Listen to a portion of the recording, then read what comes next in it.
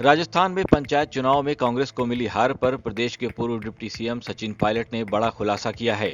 चुनाव में कांग्रेस की हार को स्वीकारते हुए सचिन पायलट ने कहा कि पार्टी की ओर से इस हार की समीक्षा की जाएगी।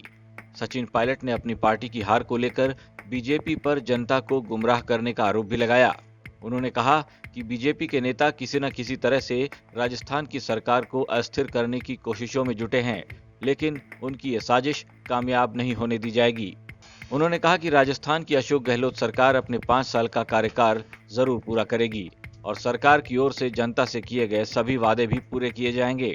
प्रदेश में मंत्रिमंडल विस्तार को लेकर भी सचिन पायलट ने अपनी बात रखी। उन्होंने कहा कि कैबिनेट विस्तार के दौरान पार्टी के नेता पार्टी फोरम पर अपनी बात रखेंगे और उस पर राय मशवरे के बाद ही आगे का फैसला लिया जाएगा। सचिन पायलट अपनी पार्टी के नेताओं के खिलाफ तो कुछ भी नहीं बोल रहे, लेकिन ये भी सच है कि राजस्थान में सियासी संग्राम से जूझ रही कांग्रेस के लिए पंचायत चुनाव में मिली हार ने मुसीबत और बढ़ा दी है। पंचायत चुनाव में उम्मीदवार चुनने के लिए मंत्रियों और विधायकों को खुली छूट के बावजूद कांग्रेस को हार का मुंह देखना पड़ा। ऐसी खबरें भी आ रही हैं कि कांग्रेस का फिलहाल राजस्थान मंत्रिमंडल विस्तार करने का कोई इरादा नहीं है। इससे पहले पार्टी संगठन और राजनीतिक नियुक्तियां करेगी। प्रदेश में सियासी संकट को गांधी परिवार के दखल से टाल दिया गया, लेकिन इसके 4 महीने बाद भी स्थायी समाधान अब तक नहीं निकल पाया है। कांग्रेस नेताओं का कहना है कि हार का बड़ा कारण गुटबाजी के साथ ही जमीनी स्तर पर संगठन का न होना है।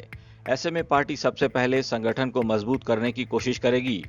यही वजह है कि मंत्रिमंडल विस्तार या फेरबदल का फिलहाल पार्टी का कोई इरादा नजर नहीं आ रहा।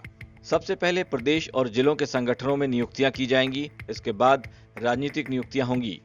जनवरी के बाद ही राजस्थान में मंत्रिमंडल फेरबदल या विस्तार की उम्मीद की जा सकती है। इस मसले का स्थायी हल निकालने के लिए गठित कमेटी के सदस्य केसी वेणुगोपाल और अजय माकन भी ये फैसला कर चुके हैं कि आलाकमान की मंजूरी मिलने के बाद ही दिसंबर के अंत तक और 31 जनवरी तक ज्यादा से ज्यादा राजनीतिक नियुक्तियां कर ली जाएंगी और इसके बाद ही कैबिनेट विस्तार पर विचार हो सकता है। यानी पायलट खेमे के उन विधायकों को अपनी सियासी महत्वाकांक्षा को पूरा करने के लिए अभी और इंतजार करना पड़ेगा, जो गहलोत और पायलट की लड़ाई में पायलट के साथ थे। ब्यूरो रिपोर्ट, राजस्थान तक।